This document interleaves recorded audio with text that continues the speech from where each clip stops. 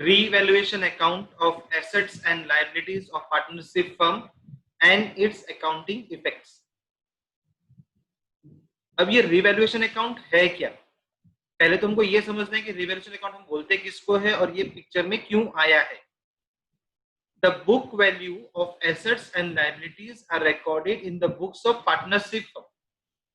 When brought at present value, it is called revaluation of assets. It means recorded assets and liabilities are shown at new value, which is called revaluation of assets and liabilities. Recorded assets and liabilities may be higher or lesser than its actual or real value. So it may be possible with the passage of time, the price of fixed assets such as land and building may go up. In the same manner, there may not be any provision for reserve on debtors or bill receivable. In the same manner, it may be possible that liabilities increase or decrease, or the liability remains unrecorded. Due to all these reasons, if the partners have decided to revalue the assets and liabilities of the firm, then its accounting effects are given.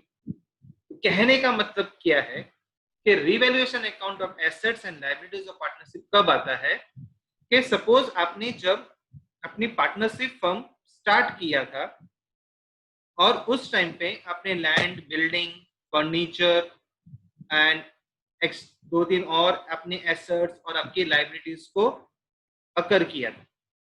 बाद में आपने थोड़े दिन बाद मतलब सालों के बाद ये सोचा कि हम लोग अपनी पार्टनरशिप डीड को थोड़ा चेंज करते हैं, मतलब पार्टनरशिप रेशियो जो है उसको चेंज करते हैं. तो जब आपने अपना पार्टनरशिप रेशियो चेंज किया, या ये हो सकता है कि एडमिशन ऑफ अ नया पार्टनर हुआ, या ये हो सकता है कि कोई पार्टनर रिटायर्ड हुआ या कोई पार्टनर की डेथ हो गई, तो तब आपको अपनी बैलेंस शीट को क्लोज करना होगा. तो जब आप अपनी बैलेंस शीट को क्लोज करोगे, so when you close your balance sheet, तो उस टाइम पे जो उनकी ओरिजिनल वैल्यू मतलब मार्केट में जो उनकी वैल्यू चल रही है आप उनको नोट करोगे. तो सपोज मान लेते हैं कि आपने खरीदा था फर्नीचर 10 लाख रुपए में बनाया था आज से 10 साल पहले, और अब 10 साल बाद आपका कोई एक पार्टनर रिटायर्ड हो रहा है, तो that means you have to close your balance sheet. तो उस टाइम पे आपकी फर्नीचर की वैल्यू आ गई 6 lakh rupees. So that means there is a difference of 4 lakh rupees. अब वो जो 4 लाख रुपीज का जो डिफरेंस है वो मैं उसको किधर बताऊंगा? So that will be shown in the revaluation account में बताया जाएगा. सो द बुक वैल्यू जो है और मार्केट वैल्यू का जो डिफरेंस है that will be shown in the revaluation account. Accounting effects of revaluation of assets and liabilities of partnership firm.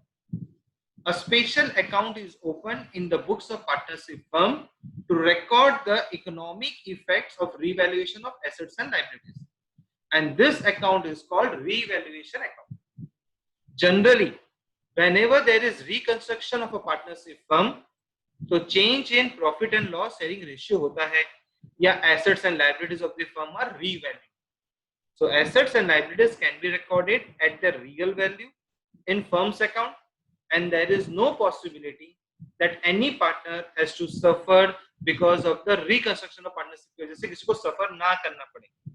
तो इसीलिए for the same reason at the time of admission of a new partner in the existing partnership firm या retirement of a partner या death of a partner, existing firm में assets and liabilities को revalue तो आपको करना ही पड़ेगा उस दिन. So at the time of giving the accounting effects of revaluation, following rule should be remembered. अब ये रूल क्या है कि if there is increase in assets receivable then it is called profit. So that means अगर आपका asset increase हुआ मतलब difference आया और वो डिफरेंस इंक्रीज में है तो आपको प्रॉफिट होगा. If there is decrease in assets मतलब आपकी एसेट्स में वैल्यू डिक्रीज हो गई तो आपको क्या होगा? Loss. If there is increase in liabilities that means provisions, then आपको लॉस है. But if there is decrease in liabilities तो आपको उससे फायदा है, क्योंकि आपकी लाइबिलिटी डिक्रीज होगी तो आपको क्या होने वाला है, फायदा होगा, तो वो आपका प्रॉफिट है। अगर कोई भी अनरिकॉर्डेड एसेट्स आप बिजनेस में लेके आते हो that is brought to books, तो वो आपका प्रॉफिट है। If unrecorded liabilities are brought to books then it is a loss. अब यही चीज को मुझे रीवैल्यूएशन अकाउंट में बनाना पड़ेगा। ओके, तो जब मैं रीवैल्यूएशन अकाउंट में इसको बनाऊंगा तब मुझे इसे रीवैल्यूएशन अकाउंट में डेबिट एंड क्रेडिट दोनों बनाना पड़ेगा। तो चलो हम लोग सबसे पहले अब इसको देखते हैं कि रीवैल्यूएशन अकाउंट में बनाएंगे कैसे। तो जब आप रीवैल्यूएशन अकाउंट बनाओगे तो इधर आप लिख देते हैं डेबिट, फिर इधर आ गया पर्टिकुलर्स, इधर आ गया अमाउंट्स, पर्टिकुलर्स, अमाउंट और ऊपर क्रेडिट लिख दिया।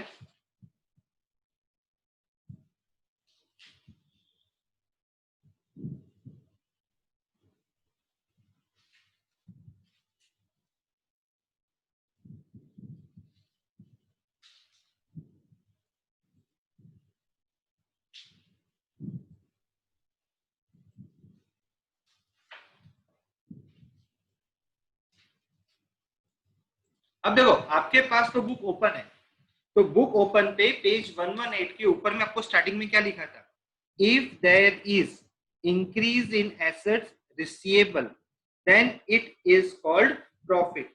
तो इसका मतलब है कि that amount will come over here, that is by assets बोलेंगे, और ये मेरा इंक्रीज हुआ है तो इंक्रीज इधर आएगा। ओके, तो इसे हम कहते हैं जो डिफरेंस है, difference amount of increase will come. मैं अगेन रिपीट कर रहा हूं, डिफरेंस अमाउंट जो होगा इंक्रीज का वो इधर आएगा। सेकेंड पॉइंट में आपने देखो क्या लिखा था, if there is decrease in assets receivable then it is called loss. So that means loss है तो all loss to be debited. तो टू एसेट, अगर आपका एसेट डिक्रीज हुआ तो आप इधर लिखोगे, अगेन आई एम रिपीटिंग, यहां पे हम क्या लिखते हैं, डिफरेंस अमाउंट लिखेंगे। अब आपका third point, if there is increase in liabilities provision then it is a loss. तो मैं यहां पे लिखूंगा टू लायबिलिटीज इंक्रीज, इधर आएगा।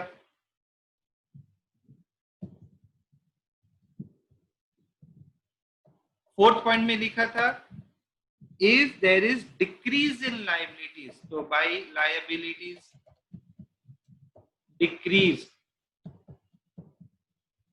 तो वो इधर आप लिखेंगे। फिर लिखा था fifth point, if unrecorded assets are brought to books then it is a profit। तो आपने अपने एसेट्स को रिकॉर्ड नहीं किया है, अगर एसेट्स रिकॉर्ड नहीं हुआ है तो वो आपका प्रॉफिट है, and all profit is to be credited. तो इसीलिए credit side by unrecorded assets will come over here. और सिक्स पॉइंट में लिखा था if unrecorded liabilities are brought to books then it is a loss. तो यहां पे मैं लिखूंगा to unrecorded liabilities, unrecorded liabilities इधर आ जाएंगी। फिर आप इसको क्लोज करते हो, तो जब आप इसको क्लोज करोगे तो आपको डिफरेंस आएगा, और वो डिफरेंस को हम बोलते हैं पार्टनर्स कैपिटल में या तो प्रॉफिट होगा या लॉस होगा। तो दैट मीन्स कि सपोज आपने यहाँ पे इसको क्लोज किया और यहाँ पर भी इसको क्लोज किया और डिफरेंस इधर आया, ये डिफरेंस आपको इधर आया, तो इस डिफरेंस को इधर आएगा तो मैं क्या बोलूंगा, profit transfer. To partners capital. और अगर डिफरेंस इधर आया, दोनों में से एक ही जगह होगा, ये ध्यान रखना, ये दोनों में से कोई एक ही जगह होता है, और अगर इधर आया तो ये लॉस होगा, और अगर लॉस होगा तो हम लोग यहाँ पे लिख देंगे transfer to partners capital account. तो ये है आपका रीवैल्यूएशन अकाउंट का फॉर्मेट। अब देखो यहां पे भी लिखा है balance of asset is always debit, therefore if assets value increases then assets account will be debited and revaluation account will be credited as it is a profit. On the contrary, if assets value decreases then revaluation account will be debited and assets account will be credited. तो जो चीज हमने अभी format में किया वही चीज यहाँ पे आपको दिया है। दूसरा लिखा था balance of liabilities is always credit, therefore if the liabilities value increase then the realization account will be debited and the liabilities account will be credited as it is a loss.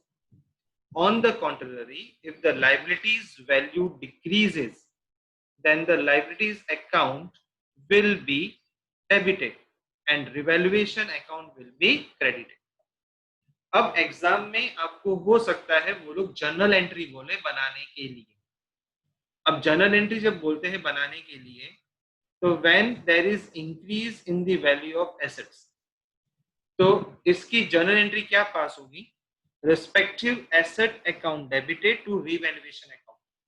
आपके सामने format बना हुआ है। अब उस format में अगर आप देखोगे तो आपने क्रेडिट साइड में लिखा था बाई एसेट्स अकाउंट ब्रैकेट में इंक्रीज लिखा था। तो अब उसकी अगर जर्नल एंट्री मुझे पास करनी तो मैं क्या करूंगा, respective asset account debit to revaluation account, मतलब ये जर्नल एंट्री पास होगी। चलो फिर भी मैं एक बार आपको बता देता हूं,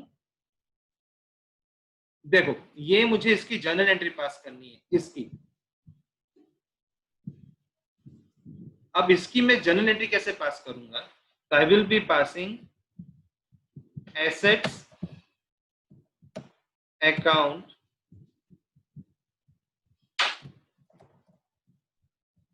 debit to revaluation account pass करूंगा। तो मतलब मैंने किसकी एंट्री पास कर दी, इसकी एंट्री पास कर दी, जर्नल एंट्री।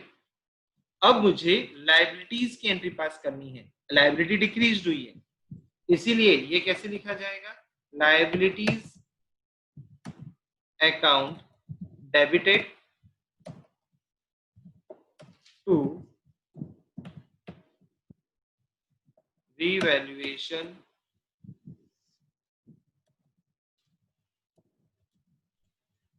अकाउंट।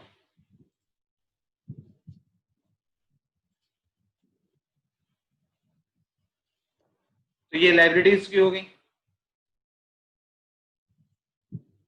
अब मुझे पास करनी है अनरिकॉर्डेड एसेट्स की, तो ये अनरिकॉर्डेड एसेट्स की एंट्री पास होगी, unrecorded assets account debited to revaluation account. Journal entry समझ में आया आप लोगों को?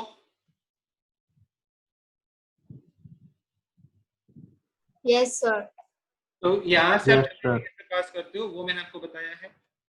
अब उसी तरीके से ये था अनरिकॉर्डेड एसेट्स के लिए, ये था आपका लायबिलिटीज का, और ये था आपका एसेट। अब उसी तरीके से मुझे ये वाली एसेट डिक्रीज की एंट्री पास करनी है। तो जब मैं इसकी एंट्री पास करूंगा तब ये क्या होगा, revaluation account debited to assets account.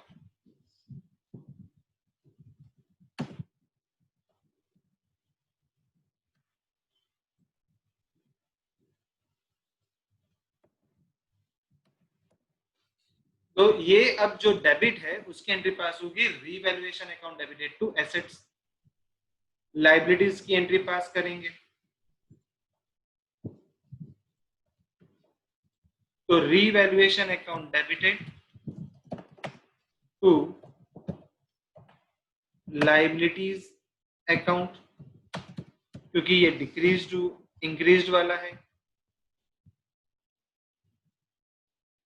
And last में आएगा अनरिकॉर्डेड लाइबिलिटीज,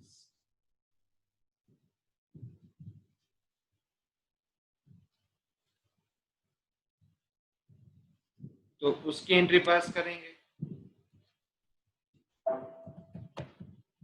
तो revaluation account debited to unrecorded liabilities.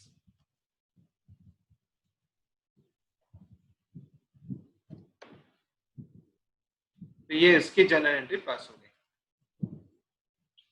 चलो क्लियर हो गया सबको? ये जर्नल एंट्री का फॉर्मेट आप लोग जो आपने ये फॉर्मेट लिखा है उसके नीचे ही एक बार कॉपी कर लीजिए।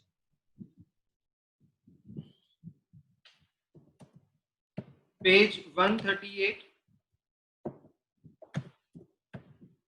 Question 7, right general for the following assets and liability revaluation. I hope आपको दिख गया होगा ये,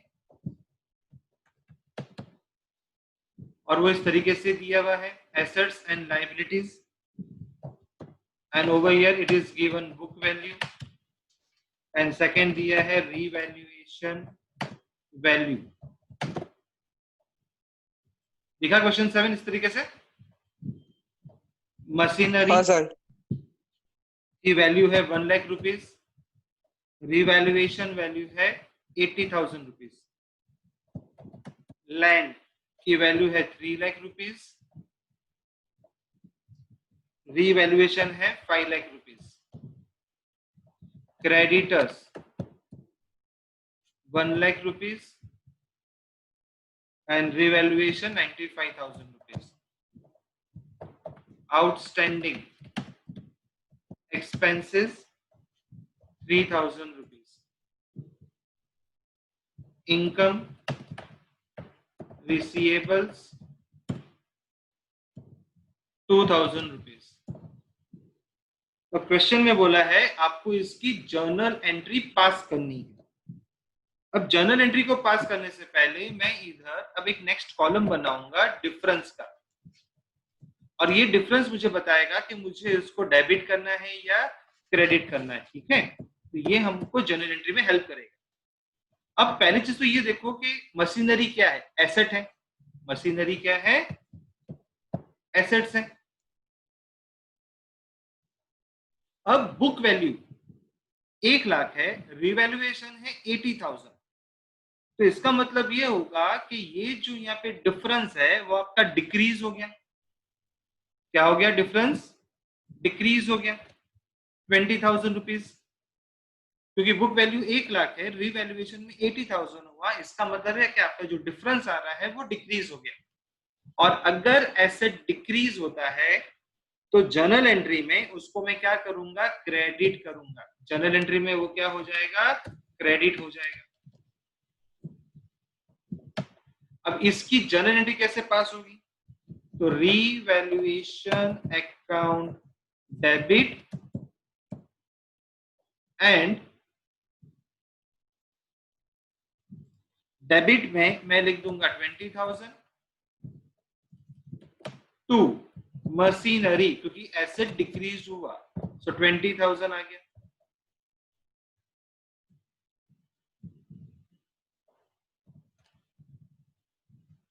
now land, land is again assets, but अब ये एसेट्स में बुक वैल्यू थी 3 लाख और रियलाइजेशन आ रहा है 5 लाख, मतलब कि मेरा डिफरेंस यहाँ पे इंक्रीज हो गया बाय 2 लाख रुपीज।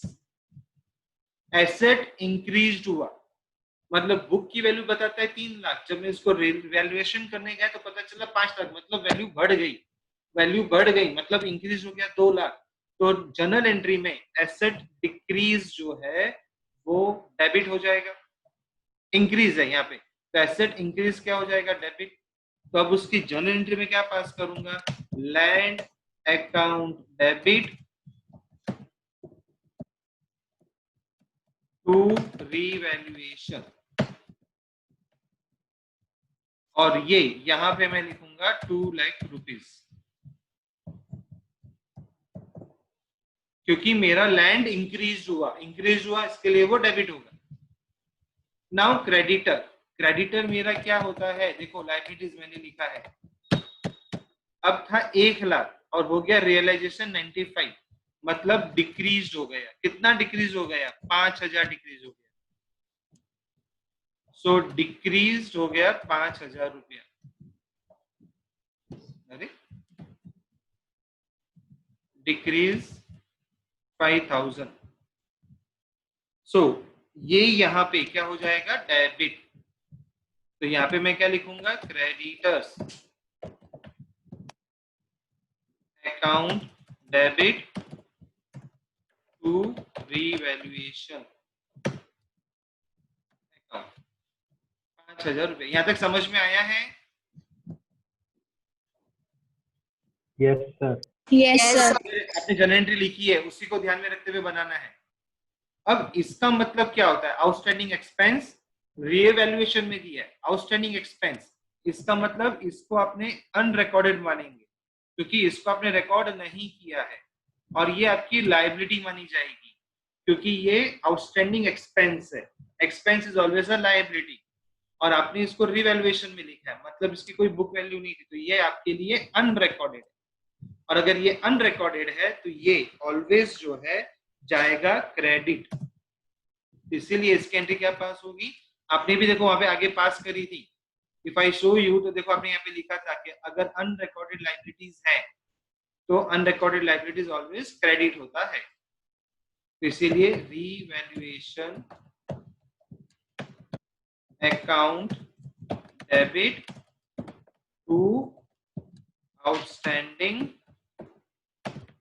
एक्सपेंस, तो ये आउटस्टैंडिंग एक्सपेंस जो है 3000 रुपीज, एंड इधर नीचे 3000 रुपीज आ जाएगा। फिर इनकम है, इनकम यानी आपकी ये भी अनरिकॉर्डेड है, अब ये अनरिकॉर्डेड एसेट्स हैं। अब ये अनरिकॉर्डेड एसेट्स क्यों है, because income is always asset, और यहाँ पे कोई वैल्यू नहीं है, इसका मतलब ये भी अनरिकॉर्डेड है, तो इसीलिए ये अब क्या होगा, डेबिट। ऐसा आपने यहाँ पे देखो पढ़ा है कि unrecorded assets is always debit होता है ना, यहाँ पे पढ़ा है ना। तो इसीलिए यहाँ पे मैं लिख दूंगा income receivables account debit to revaluation account, and यहाँ पे अमाउंट आ जाएगा 2000। तो ये था आपका journal entry for first, second, third, fourth and fifth. यहाँ पे हम लिख देते हैं डेट, यहाँ आ जाएगा पर्टिकुलर्स, यहाँ आ जाएगा LF, debit rupees,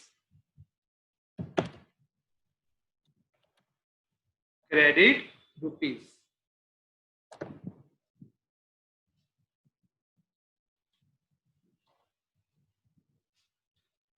And over here we give the heading general entries of partnership.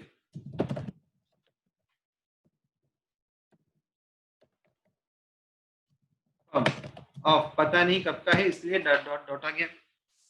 अब क्वेश्चन आता है कि सर अगर मुझे यहाँ पे नरेशन लिखना है तो मैं क्या करूं, बराबर। तो अब नरेशन आप कैसे लिख सकते हो, तो नरेशन में सिंपल लिखने का, being decrease in the value of asset due to revaluation. मतलब मैं बता देता हूं, ये कॉमन है, कॉमन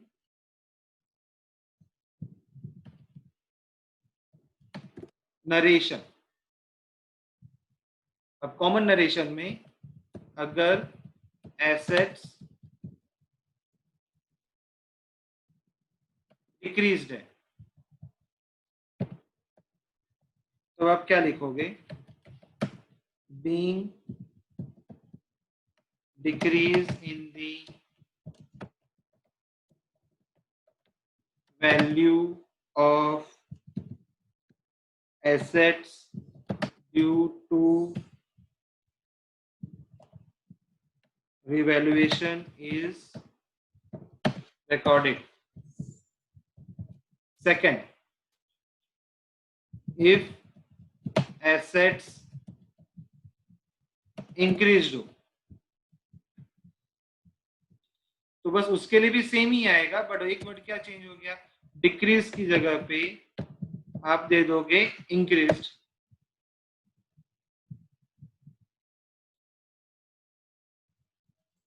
और अगर एसेट्स में आप बोल दो कि लायबिलिटीज आ गया, तो यहाँ पे एसेट्स की जगह पे आप क्या वर्ड यूज कर दोगे, लायबिलिटी वर्ड यूज कर दोगे।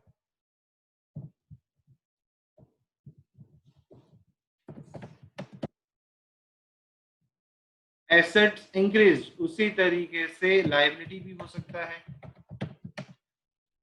तो being increase in the values of assets है तो उसकी जगह पे लायबिलिटीज आ गया, मतलब ये कॉमन है, due to revaluation is recorded. तो वो यहाँ पे सेट नीचे नरेशन को कर देंगे और कुछ नहीं, ठीक है। तो एग्जाम में हम लोग नरेशन लिख देंगे, अभी मैंने लिखा नहीं, तो ये तो आपने पूछा ही नहीं मुझे। अनरिकॉर्डेड,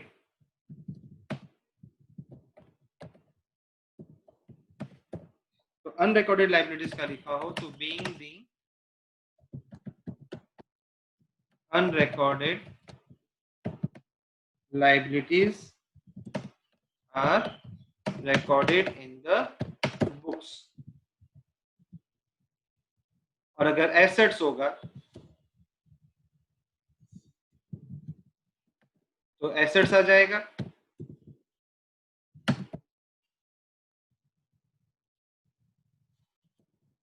और लायबिलिटी की जगह पे एसेट्स दे देंगे। तो ये बस कॉमन है, इसलिए मैंने आज कॉमन में लिखा दिया है। मैं कभी लिखूंगा नहीं, पर आपको एग्जाम के अंदर में ये कॉमन ऐसे एज इट इज कॉपी कर देना है।